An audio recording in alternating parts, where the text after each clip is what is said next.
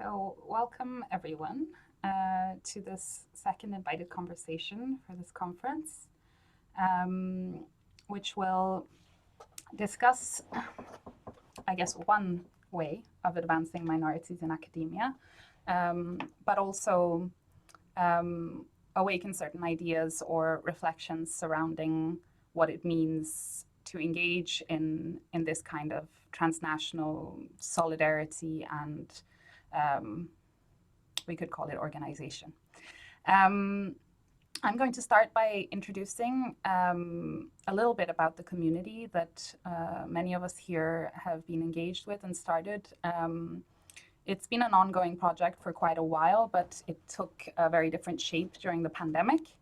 And I think that what we're going to cover today is kind of what this new shape, this community became through its virtual nature. Everybody that's been invited to speak here today are members who have been active over time as part of the admin team of I Should Be Thriving, the community, and each of us will go through a brief description of how we've engaged or what engagement has meant to us as individuals and as academics in the process of this work.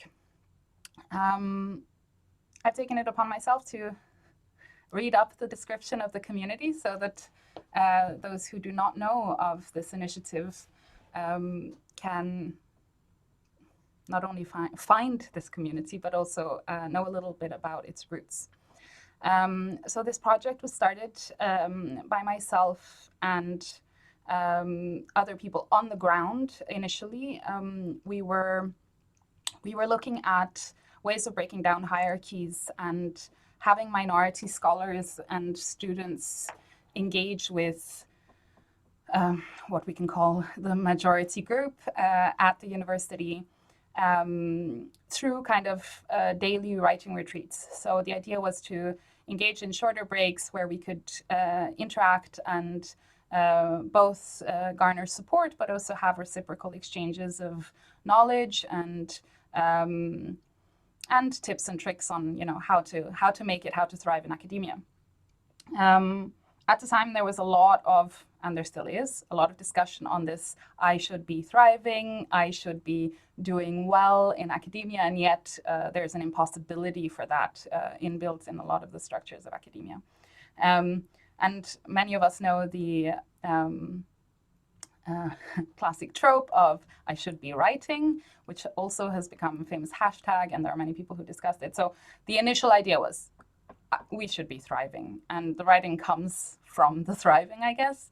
And that's where this initiative was originally born. Then the pandemic hit before we really took off the ground. And as that happened, we immediately thought, how can we support people that are out there, that are isolated, that perhaps are isolated from their entire networks and communities, and ensure also the lack of mobility. Many people could not return home and so on, and ensure that somehow we could be a presence for those in need of some kind of social interaction. So we started running what we could call virtual writing retreats. It was 45-minute sessions of writing, and then at the top of the hour, we would have some kind of a break where we would check in and hear how people were doing and what they might need support with and so on. And this started as perhaps a couple of hours a day, and it soon became a 24-hour affair where people would be hosting these sessions from all over the world in different locations, depending on their time zone and so on. I believe that everybody here has hosted at least one session of the invited speakers today, if not many more, and many continue to do so. So this then gave birth to the community of I Should Be Thriving, Advancing Minorities in Academia. That is a community that invites and welcomes all who believe in a pluralistic and culturally diverse academic world that actively makes space for the equitable inclusion and advancement of all minorities across disciplines in academia. And minorities in the sense of the community includes anyone who does not feel encompassed in the dominant majority gender, ethnicity, social class, etc., in society or in their academic field. It also includes sexual minorities, religious minorities, and persons with disabilities, as well as other minorities that have yet to be identified. The group aims to provide some kind of a safe space, which is a word that we struggle with. So many of us have also turned to using the term refuge, and a platform for anyone appertaining to minority groups of all academic ranks and backgrounds, where they can share, discuss, and ask for support on issues relating to research, publishing, writing, teaching, as well as the many factors that exist in contemporary academia that may be impeding these processes. It would be minor to say that in many cases, the community has also ended up supporting in various social and at least peer-to-peer mental health support situations as well. Overall, the community aims to provide a sense of community for those struggling, as well as a daily free interactive virtual space that has become a workspace for many, and that is hosted by the members of both the admin and the hosting teams that we've established.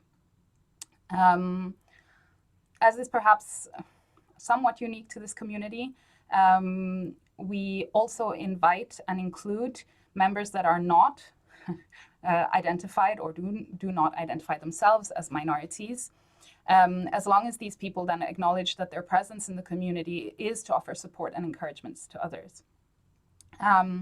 And as there is a general striving for diversity and inclusion in academia, we break down hierarchies in general, welcoming all academics, all students at all levels, and even aspiring students, as well as practitioners involved in academia or adjacent to academia, and others engaged in academic research, writing, publishing, teaching, etc. We also welcome advocates for minority groups across academia.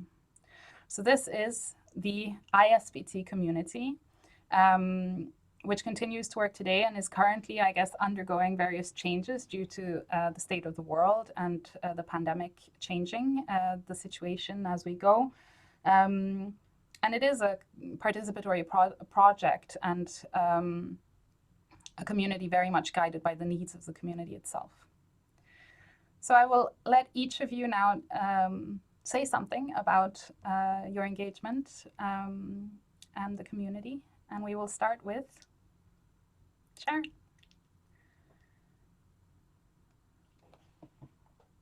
Make sure I've unmuted myself. Yeah, wow, I know the faces that I see, but there's all sorts of folks I think who'll be listening to this afterwards who don't know me. So a little bit about me to start. My name is Sharon, and I'm a PhD candidate at the University of Amsterdam in the Geography and Anthropology departments. And I study fish trade networks in Indonesia. And I would describe myself as a non-traditional or less traditional PhD person. Of course, there's so many different journeys to such an endeavor. I had been working for 7 or 8 years after my master's in a very applied research space. And I really appreciate the practical and the hands-on and the ability to at least start to see some kind of impact from the work that I'm doing. And the place where I had been working before was also had a strong natural science slant, but was really bringing together and trying to integrate the natural and the social sciences and trying to come together for something bigger. So my motivation to do a PhD was both to get a deeper understanding of what it means to do sort of social science research well, but also, to be completely honest, was to be able to progress career-wise. So not necessarily in academia, back out in a more applied research space. So I was in the middle of my fieldwork when the pandemic hit and had to very rapidly fly across the world and go to a relatively unfamiliar space.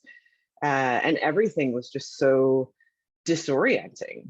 I mean, all of it. Of course, everyone here has gone through a similar thing. So yeah, no need to list up all the individual bits, but just completely, I felt like I was on this roller coaster and everything had changed and the world was falling apart around me and all that kind of thing. And but I was like, okay, yes, I was still in this mode of like, yes, we do this and then we're going to do this. I'm like, I'm going to, on this operationalize my PhD kind of thing, get it done. And that just didn't work anymore. I thrive on sort of structure and I was trying to be productive in this particular sense, and it just wasn't working. And so for me, I found this community and it's funny, I was so nervous at first. And then I joined it. I was like, it's such a welcoming space. And it's really been a lifeline for me in many ways in terms of, I love the interdisciplinariness of it. We've got people who are joining from all sorts of different backgrounds. And for me, that's really, that really gets me excited. And I, in the academic structure and departments I'm in at my current university, I wasn't really getting that. In fact, sort of interdisciplinary collaboration, I don't know, I felt like people around me just didn't really understand it. And so finding a community in the space, people who are at all stages of things academic related, has just been, it really has helped me to kind of start to figure out a new path. What does it mean for me? And, what does this PhD thing mean for me besides being able to advance my career? And what am I getting out of it? So having such a space for me has been, I think I probably would have dropped out of my PhD by this point if I hadn't come across this.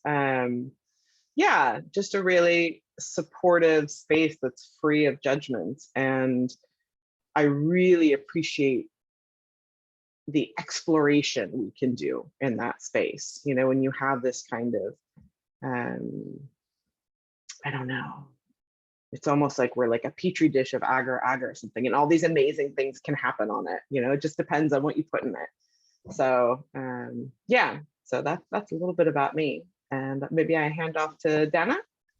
Thank you so much, Sharon. Yes, Dana, take it away. Yeah, thanks, Sharon. Thanks, Josephine. So I'm Dana Aduna. I use she, her pronouns. I'm from Manila, Philippines. I'm part of this activist group called Times Up Ateneo. It's a collective of survivors and advocates. Also part of a group of Filipino women philosophers called Women Doing Philosophy. And I'm faculty member at the Department of History and Philosophy of the University of the Philippines, Baguio. So earlier, Josephine asked what engagement has meant for me, and what came to mind was simply showing up whenever and however you can. I'm not always active in the admin chat for ISBT or even in the retreats and the breaks in the retreats.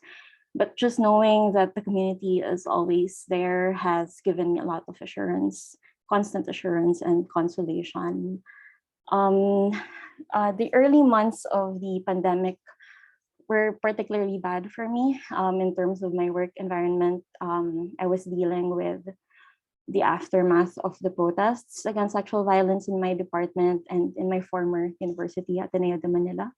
And I had an active role in these protests. And so I was feeling very isolated and had lost income, trying to avoid hostility, still was on the receiving end of hostile remarks and other things worse than that. And I wouldn't always talk about exactly what terrible thing was happening when in the retreats, but I remember slowly sharing with 4 p.m. for me, but 9 a.m. Official ISB time, I suppose. The group of folks who would come to these retreats, and they slowly got the sense of the misogyny and the backlash that we were having to live through in my department. And I just remember the specific moment when I think Josephine, Constanza, Lena, Johanna started saying, you should just go to my university. And then someone else said, no, you should go to my university. And I remember thinking, but not saying, right, so this is what it feels to be wanted and to be welcome. And I couldn't say it because I guess it's so vulnerable. It's so fundamental a need. And I've been thinking about how being an activist in academia has taught me to not be vulnerable in order to survive, because being vulnerable is often abused and exploited in academia. And I think being in the ISBT space has allowed me to unlearn that, and to find spaces that will instead hold your vulnerability sacred and protect it and reciprocate it. And that's really what ISBT has been for me. I'm not always able to say it, as I said, but yeah, I've always been grateful for the space that ISBT is. And I've since gotten into a PhD program at Macquarie in Sydney. And I also remember that when I shared the news in the ISBT Facebook page, how people were so happy for me, and how all of them remembered what I've had to survive to get to that point. And we don't always remember that ourselves or get to celebrate that for ourselves, because we're always thinking of surviving or like doing the next thing that you should do in order to survive. And it's really been nice and for me to have people who remember and see what you live through and have had to live through. And I think that's what ISBT has been for me. It's really been the definition of a community for me. Yeah. I'll leave it at that for now. Thank you so much, Dana. Kennedy, do you want to say a few words? Hi, I am Kennedy Clark. I am an assistant professor. Can you hear me? Okay. I'm an assistant professor in the middle of the United States. So I am at Kansas State University. I joined ISBT, I want to say it must have been March or April of 2020, as everything was just shutting down. I myself was coming off of a few weeks of having plenty of time on my hands because I was sick for several weeks at the beginning of that. And so I was really reflecting and contemplating whether or not I should walk away from the academy at the time. I felt really isolated in my then department. I am a quant crit scholar, and that didn't necessarily align with the other researchers and scholars in my department, especially those who were in positions of mentorship. And also, I didn't appreciate the way that they handled many of their diversity-based programming. And so it felt very performative in many ways. And I didn't feel as if there was a space for me. And I wasn't sure if I would be able to reconcile that within the academy. So joining ISBT made it so that I was able to experience other scholars from different locations all around the world who found themselves in similar situations in many cases, but also were just incredibly supportive and understanding. And so that was a really nice and confusing experience, just because I felt as if the academy was very stoic and very, I don't know, very, I don't know that I have the words for it right now, but what I experienced in ISBT was not that. and it was the complete opposite. And so it was just really interesting to find myself in a community where people were incredibly warm. I have an element of, well, a few elements of neurodivergency as well. And so just finding a place where that could also coincide with the academy was a very powerful experience for me. The retreats were incredibly helpful in a time when I found it very difficult to handle some of my mental health issues. And even hosting more of the social components has been really nice, and watching everyone celebrate their accomplishments or talk about their processes. And I've had an opportunity, I thrive on an opportunity to learn, and this environment has fostered opportunities upon opportunities for me to learn from other scholars. And more than just them being scholars, they've always been people. And just listening to their personal experiences as well as professional experiences has been incredibly fulfilling for me. And also just really nice. So I think I'll leave it at that for now.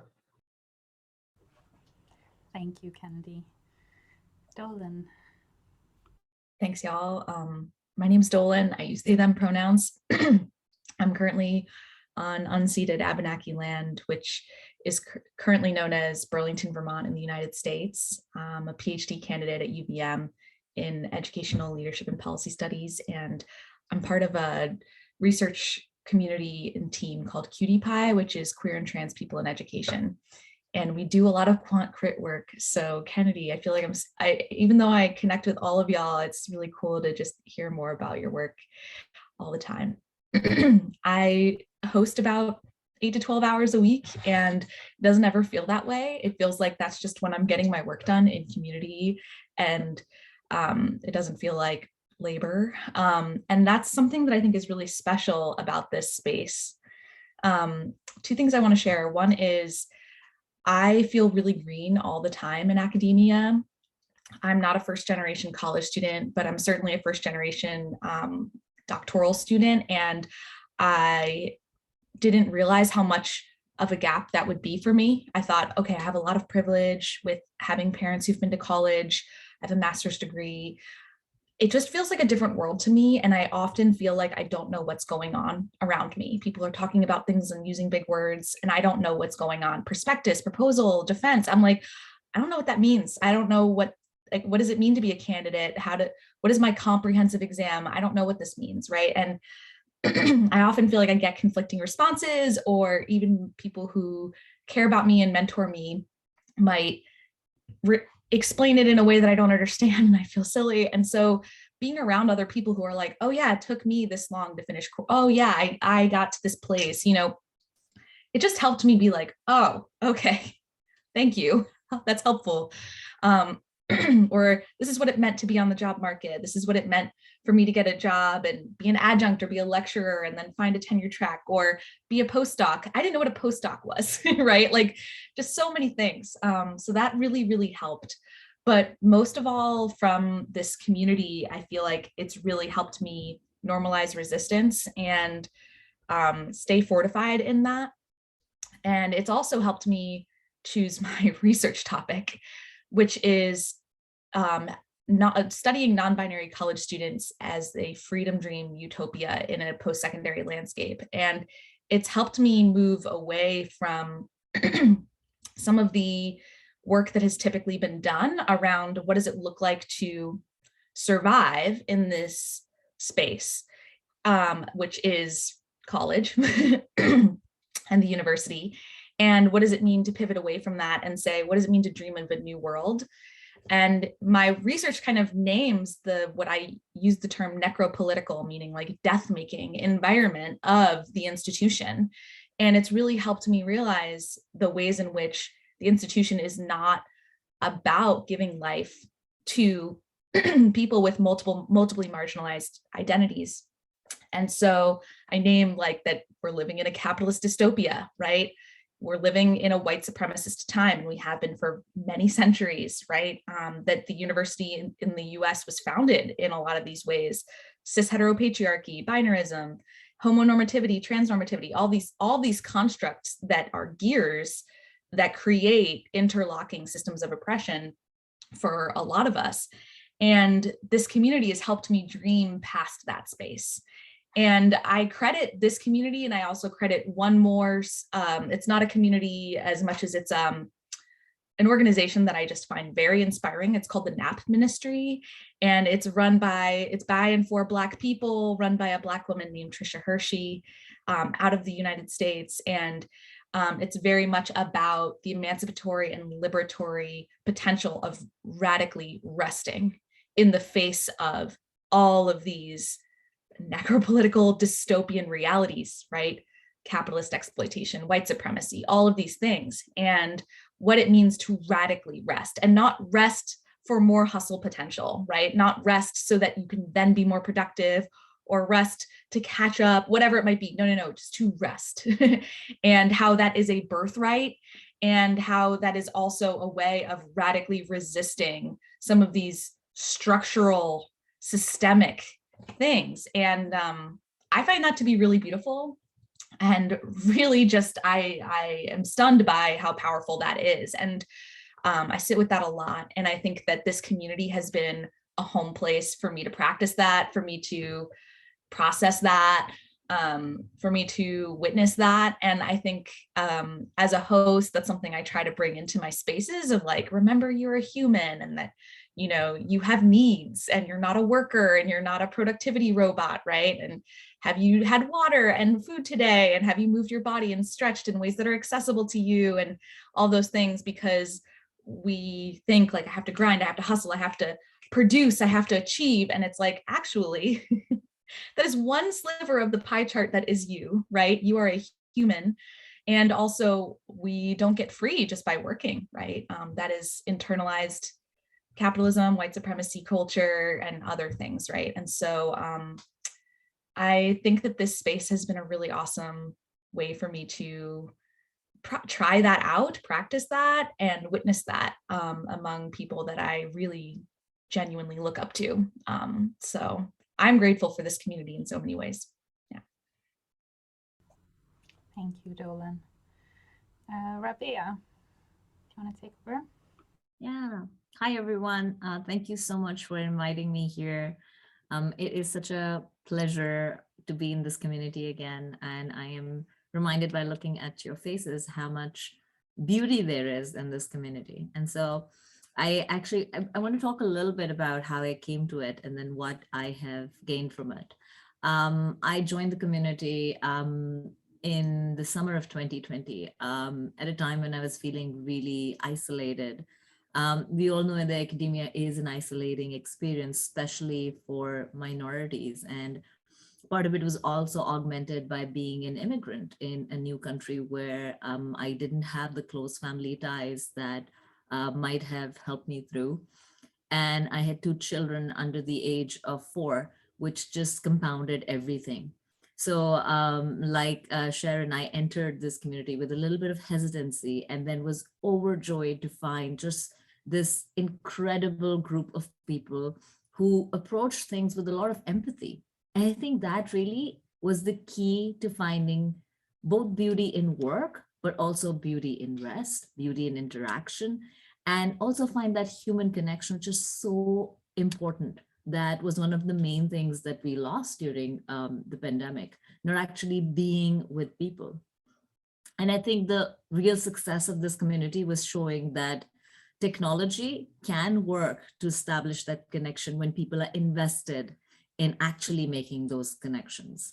And most of the people that I spoke to through this group were just so accessible, so willing to engage, so willing to be vulnerable, so willing to sort of help you through your own process of dealing, whether it's with grief or frustration, or just sometimes just being in that moment, without expectations. So that was a big surprise. And I'm upset that it is a surprise. Shouldn't that be the main thing, the way that we interact on a daily basis? So I'm so grateful that I stumbled into this community. And since then, so many more have found it and, found a home in this space. And so many more continue to make this space available, which is also a great contribution to academia. One of the things that I heard early on in my program, and I'll segue my introduction right here, is I study political science in the US. I'm a PhD candidate at Georgetown University in Washington, DC. And I study how religious minorities deal with state and societal repression. So one of the interesting things is that there's so many different ways that people are studying the world, and you get to hear about it. And you might not necessarily hear about it in your department or even at your, the space that you're occupying. And it's lovely to see that. It's lovely to realize that all of us are different and studying different things. And that's what makes all of this work so much better. I want to mention one more thing. Early on in the program, I was told that if you want to succeed, it's better to work with a group of people, have a writing group. And I really struggled to find that, because I realized later on, because it was all about this very streamlined approach to productivity. So you write with a bunch of people, but with your head down, with your blinders on, and you don't interact. And that is not what is going to make you thrive and then consequently write. It is the interaction that's going to help you. And I'm so happy that I found it in this space. So I will leave it at that. Thank you so much. Thank you, Rabea. Lena, do you want to say a few words? Hei, mun nama är Lena. Jag som postdoc-student Artelas Universitet.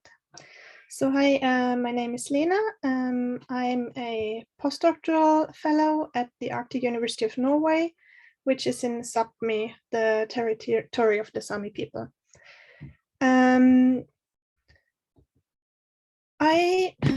I don't remember when I joined. I just remember that we were very few people, maybe 5-6 people. And I just accidentally found it, I guess. And then suddenly the pandemic, when the lockdowns everywhere happened, the community grew so rapidly. And I remember that we were talking about how nice this is, but also how scary, and if the community will disappear, and if you don't know anyone anymore and you have to introduce you every time, can you have space for other conversations?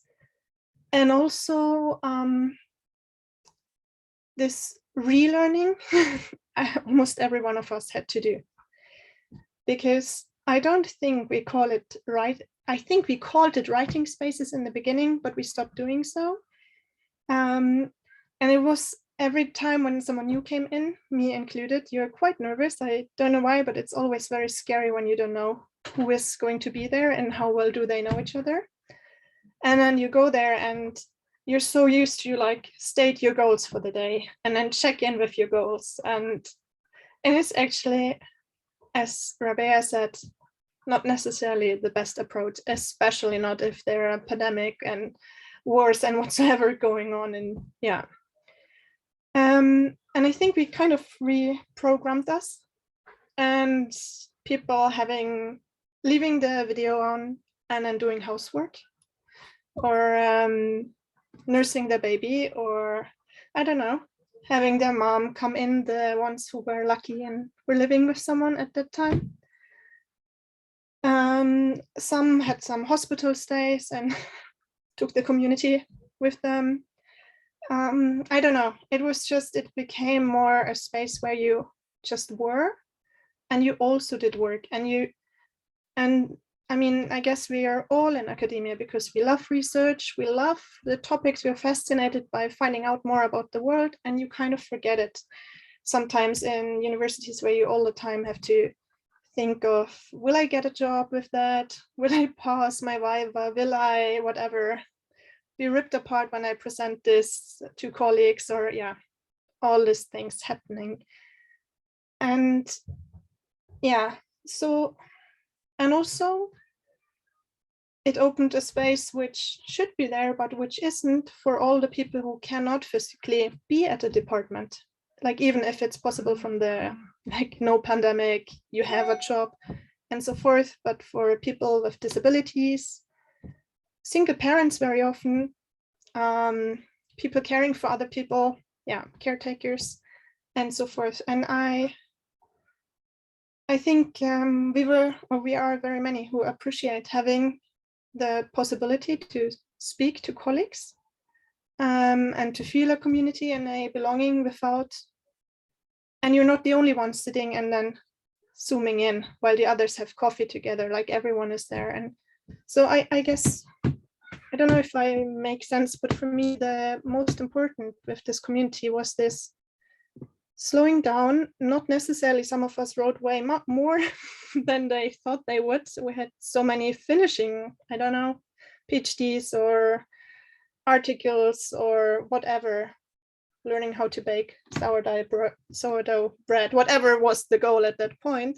But just like finding back to that you like it, that people like to hear about it, what you're doing, and that you're not meeting colleagues to be the most productive, but you're there to thrive and to do something you love and to exchange. Yeah. And maybe one last thing, I was very hesitant to share my pronouns in my work life. And this was kind of a test run because I switched jobs during the pandemic, and I thought, I'm trying it here, see if I feel comfortable enough with it. And yeah, and that was a very good experience. So I think that's it for me. Thank you so much, Lena. So now I think I'm going to open up the conversation in case Ligaya or Patty have any questions or reflections based on what they've heard. But also, if either of you have any thoughts you want to add based on something else somebody else said, feel free. Are there any questions? Let's start there.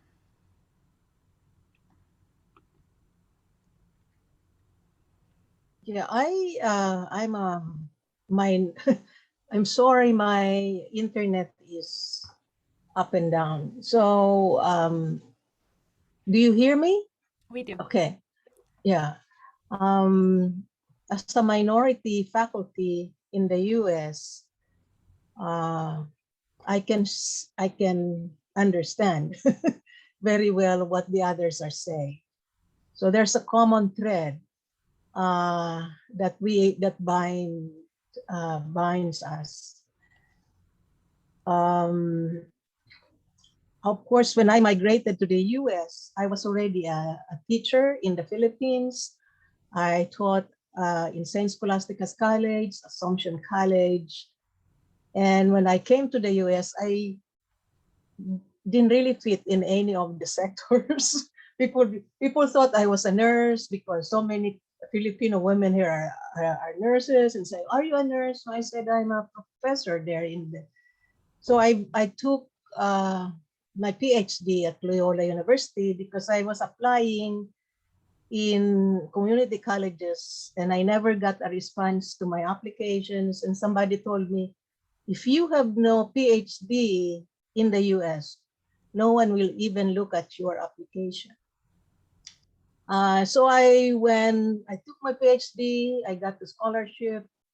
I finished it in four years. I was very motivated, and I found a job. So they told me what they told me. I said, yeah, it's true. If you have no PhD in the US, it's hard to find a job in the academia. Minority students that I were in my classes, I think they also experience some kind of alienation. So I try to reach out to them, especially African American students. And one time in my university, there were not so many Filipino, but there were I had at least two Filipino students, and they already had degrees in the Philippines. And when they came, they wanted to had degrees again. But there's a Philippine student organization in another campus, and they invited me to speak. And what I could see in them was there's a sense of alienation when they see a Filipino professor. They really get excited and they want to relate. So my reflection is, if there's a common thread of minority faculty, minority students, not only in the US, but also in other countries, and also even in the Philippines, maybe you don't feel that very much. What can we do? How can we take this common thread as something on which our solidarity, if you want to call it, can be based on? Thank you, Ligaya. Patty, I don't know if you have any reflections. Maybe we can take your reflections too, and then we'll discuss further.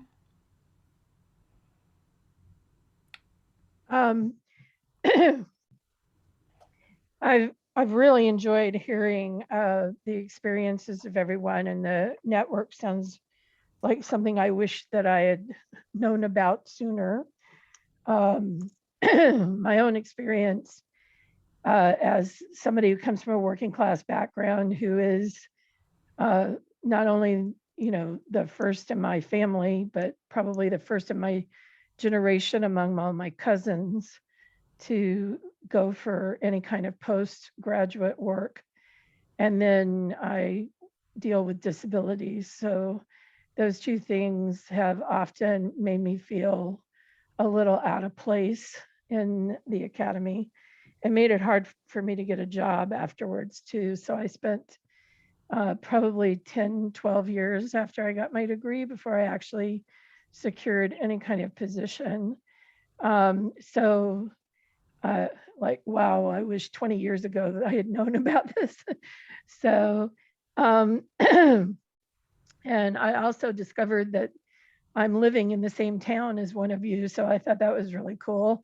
She's just across town talking to us. So I live in Manhattan, Kansas, where Kansas State is. So even though I work in Nevada, I think the thing that impresses me most about this is that I've often thought a lot, because I have to work remotely, because I kind of joked because I got a Americans with Disabilities Act accommodation in 2019 to be able to work remotely. And then the rest of you decided to join the movement in 2020. So, I was leading edge there. But, as somebody who works remotely, I'm very interested in how networks happen in cyberspace. And I was pleased to hear people talking about it as a real social connection, because as somebody with a disability whose social world is mostly online, because going places and dealing with mobility is not easy for me. I sort of find the world from my little chair in my little living room in my little basement in Kansas right now. And so I'm glad to hear that it is a supportive environment, because I sort of cringe when I hear people sometimes opine about how it's not real. And because it's very real to people like me, who I'm old enough, I'm probably close to the oldest person here. And I'm old enough to remember the term shut in, which is probably a term that I see Ligaya nodding, and Ligaya and I are probably the only two people here who know that term. But when people were disabled or older, they were called shut-ins because they never had a way to connect, right? That people had to go visit them in order for them to have any kind of social connection. And that term is gone now. And the reason that it's gone now is because of the internet, because, you know, because that doesn't have to, it is still true. There are people who still are not connected outside. I don't mean to imply that, but it's not as true as it used to be because people have Facebook, they have the internet, they have other places to connect. So for a network like this to develop outside of the commercial social media and create the kind of space that it does is very impressive to me. Joe's been telling me about this all along. You know, she's been, oh, I want to do this, and share this, and I really get the excitement now. So I don't really have a question, but I've just thoroughly enjoyed listening to all of you and getting to know that, and I really appreciate you being part of our conference. And I think that this is a very good addition to the conference. And with your permission, I'd like to put the link that you just shared in the chat. I want to make sure that it goes up on the website too. So if anybody's interested in it, we should have that up there. And you guys should know that this recording will be shared on the webpage, and you can continue to answer questions and discuss things on that webpage as well.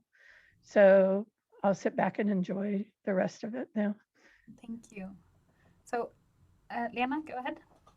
I have just a short reply to Patty when you said like that people say this is not real or something, because I've heard it as well. Like internet connections are, of course, they're different, but strangely enough, so I work at the world's most northern university. It's not like it's in the way to anywhere, basically, but several from the community have been coming here, even though it was pandemic. So I have met several people I met through the I Should Be Thriving community.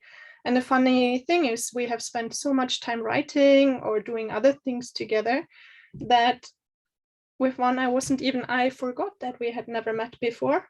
And we saw each other, we ate an ice cream together.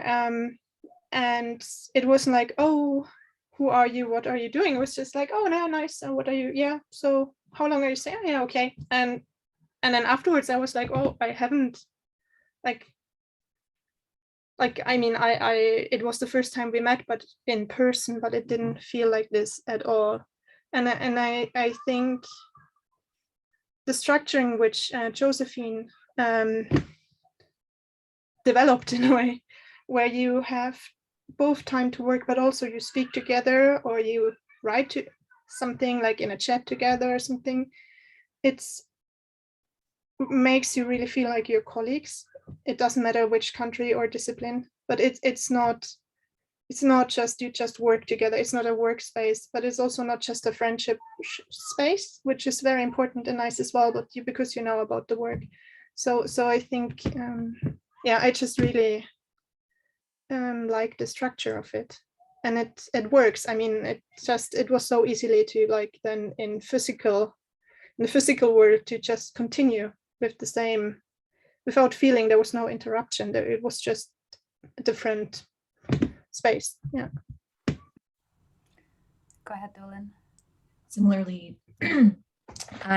because of the pandemic, I just completed my third year in my program, and because of the pandemic, I had not been able to go to an academic conference yet, and I also recognize that that's a privilege. I went this year for the first time and felt a little bit like behind, like, oh, I'd never done this. I didn't know what an academic session was or a paper session was, and I was presenting it. There were different moments where I was just like, wow, I am so green, right? And I'm sorry, of course they fly by at this time.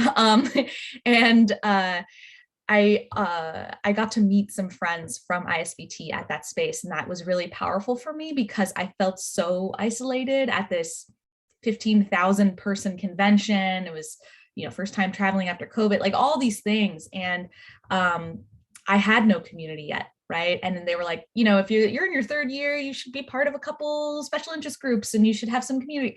I had never even been to a session. Right. And so the fact that I had some folks that I could connect with, we had different disciplines, we were in different, communities within our broader discipline of education.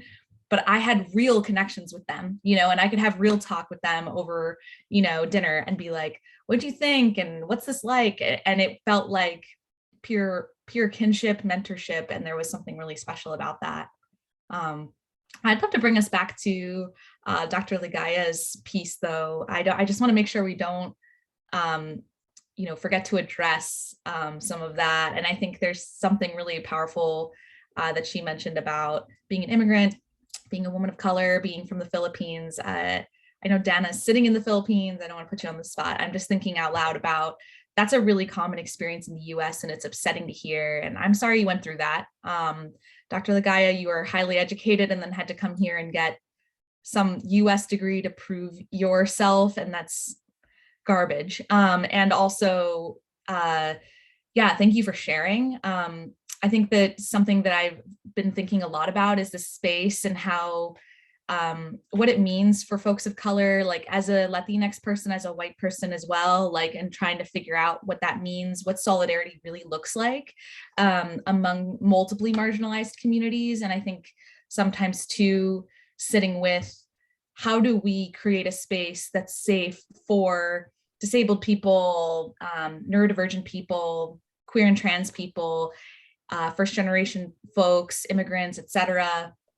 And also not forget that folks of color are also disabled people, you know, immigrants, et cetera, et cetera, et cetera, right? And I think that that's an interesting thing that I've noticed a little bit too, right? Is a lot of white disabled people, white queer and trans people, et cetera, coming through. And just as someone who's on the admin team and in the hosting team, that's something I feel like I try really hard to attune to, of just like, what does it mean to decenter dominance in this space? What does it mean to decenter, in my opinion, decenter whiteness in this space?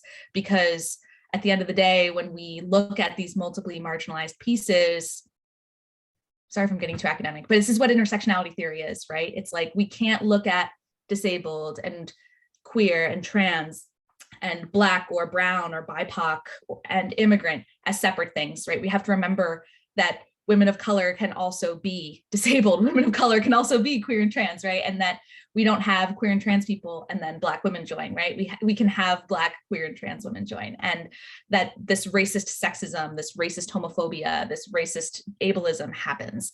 And that's definitely something I feel like happens in our space. And that's part of what our admin team does too, is interrupt some of that and try to use some of that as loving, gentle teaching, and also advocacy for and with the communities that are harmed. And I think that that is something that we've navigated too, is that harm can happen in our space and we take that seriously. And we also try to practice, what does it look like to practice like non-carceral, right, logics around that, right? So it doesn't have to always be like forgiveness and reconciliation, but it can be non-punishment based, non-surveillance based, you're bad, I'm good, binary based discussions and learning, so that that work, that racism, for example, doesn't keep creeping into our space. And we try, I think, to track some of that as like white supremacy culture in our spaces, right? Of like, who's taking up the airtime, who's interrupting, even those microaggressions that may look different culturally even, right? I'm all over the place. I don't know if I'm even addressing your question, but that was what came up for me when I was hearing you speak, and I appreciate you being here and sharing. Go ahead, Rabia. Thank you so much for the wonderful questions and insights also from your experience. I also want to address two things that sort of came up with Dr. Ligaya's comment. Part of the process, what I don't want to call as the American exceptionalism, but part of the process of being in an academic space that is dominated by Western conceptions of knowledge is also understanding the hierarchies that are built into those. And sometimes when you come in from somewhere, else, it takes a little bit of time to get attuned, and then you come across stereotypes that you wouldn't necessarily have expected, but then you come across them and you're like, oh, am I only supposed to be this? Where does, that knowledge come from? And then also understanding that so much of at least the American experience is based on race, and you might not be attuned to it. And that learning needs to happen where the burden of, knowledge acquisition is on you. So there are two things happening at the same time. One, you're learning about systems of oppression while also experiencing them. And so what I found useful about this group was that I felt like I could learn by being observant without burdening other people. But at the same time, people were willing to put themselves forward and say, I'm happy to have a conversation with you if you want.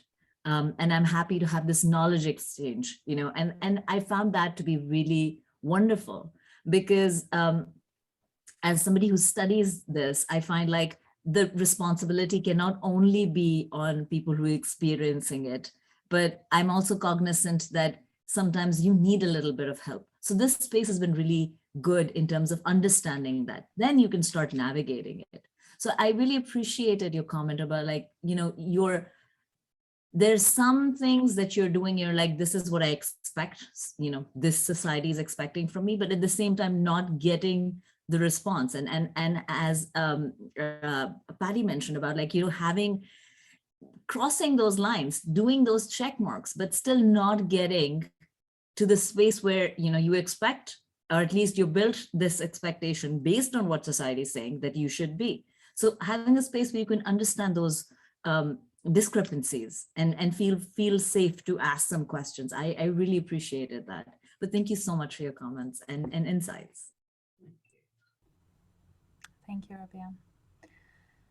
I would like to address one thing that comes up, and I guess it's in relation to something Dolan said, but also just in general relation to what we try to do in the community, and also why we chose to not make it there is vulnerability in opening up a community to members that do not belong to that community. There's also vulnerability in having a community that is so broad in its service, if you want to call it that it includes people with many different types of needs, many different types of experiences, but also there's a cultural issue. What is sensitive to us in the European context is not the same as, and of course there are many, many, many similarities, but there are also many differences. And I'm going to borrow already from Swati's conversation yesterday in the keynote speech, which was about the fact that difference is not something that we should be erasing, and that difference is okay, and that difference doesn't merely need to be tolerated, but it also is just something that we need to all learn to live with comfort. And I think that this community, for me, I thought I was a very woke person. I thought I was a very knowledgeable person, and yet I have learned so much about so many things, and I've navigated many situations where, for example, that Dolan brings up, racism will happen everywhere, including in spaces with a lot of people who know a lot about racism and know a lot about fighting racism and know a lot about resistance. And it's ingrained and intertwined, and the same goes for many other things. One of my big projects with this was fighting the publish or perish, for lack of less classic academic term, but the idea that we are merely factory workers producing a product that needs to go out there, and that we are measured then in our value by that product. And that always bothered me. And I also think it affects the quality of academic work, as in if we're going to have academics who witness a moment in time, who report and observe the society that is around them, it can't be based on the fact that they need to publish it. It has to be based on their willingness to engage with complex and difficult problems, and it also has to perhaps be slow work. So it is a privilege to not publish, of course, and therefore we know that we live in this system, and therefore finding some kind of a balance where we could support people in in completing work that needs to be done in order for them to thrive and advance in a system, whilst at the same time trying to raise critical awareness and reflection surrounding the problems in the same system in which we're integrated. It's a very difficult and complex process, and it's never going to be perfect. It's also never going to be unmessy. And I think early on, we just decided that we can't go with the calling out approach. We have to constantly work on calling in and have this radical approach to solidarity that every time the internet is also a messy place. It's a place where you have people who, read between the lines, where people instigate on purpose or by mistake. So I think that what we've been doing is a consistent practice of trying to go back with kindness and trying to go back with solidarity and see that everybody's struggling and only has their own reference frame as an example. They can't, not everyone can see more than what they've experienced. So, and given that we have people that are not in these social sciences or not in the critical sciences that have ever even been introduced to this, it really has been that we've had to kind of cater to everything from, introducing people to one-on-one, social interaction to having extremely in-depth conversations about philosophy and intersectional theory or experiences surrounding, life world research and so on. So I think it's the scope that makes it incredible, but it's also that makes it incredibly difficult and complex and continuously a chase. But I also think it's what makes us survive. And by us, I'm meaning the community, that it is something that we are continuously morphing to follow the needs of the people who are there. And therefore it changes and flows and ebbs and responds to that. So I think that it's not, it would be naive to think that we can create a kumbaya setting where everybody's just going to get support and everybody's just going to be happy and feel supported. But I think we're getting there, and we lose it sometimes and we catch up again, and then we get there again, and then we try and fail, and as life is. So I realize I've been saying this a lot throughout this whole conference, but I think that it comes back to the innate needs of human experience, right? It's like we all want to belong, and we're all trying to pursue belonging in a structure that is unwilling to give us any form of belonging. And therefore we need to find spaces where we can construct that belonging. And I think this platform has offered that to so many of us, and it was an accidental project. I know that many of us who have been engaged extensively have gotten a lot of credit for engagement, but what the community became is an accident and a kind of a metamorphosis of the people who were there, who created that space. Which also makes it difficult to replicate, which is a problem. But that's another conversation. I want to ask if there are any final comments before we close, because I realize we've already gone over time. Kennedy. I would just like to say thank you, Josephine, for thinking of this concept and working so diligently through all of the years to make it come to fruition. I have an immense amount of gratitude and respect and admiration for you. So I just wanted to say thank you. I was worried that I would hear something like this. Well, thank you for saying that. And I cannot begin to thank each and one of you for absolutely everything that you do for the community. And I do want to make a point here that this community not only is a non-profit, it is also a zero-funded project, meaning that it is funded with the energy of the people who want to engage. And we have very, very, how can you say, we've tried to design a model where it is not volunteering, where each person needs to really put in a lot of energy and time, but rather that it is something that we can do as we are anyway otherwise working, so that it becomes a social way of working rather than an additional project on our plate. but this also means that it would be an impossible project without all the people involved. So whilst I may be keeping track of the strings, it's what's at the end of each of those strings that matter to the function of the community. So I am incredibly grateful for everyone involved, and I do hope that more people from the community see this talk, because I think it's very representative of both the spirit and the heart behind the project, but also of what is to come, perhaps. We are really just living day by day, and who knows what the community takes shape. It takes the shape of in the future, but we will follow it and see what happens.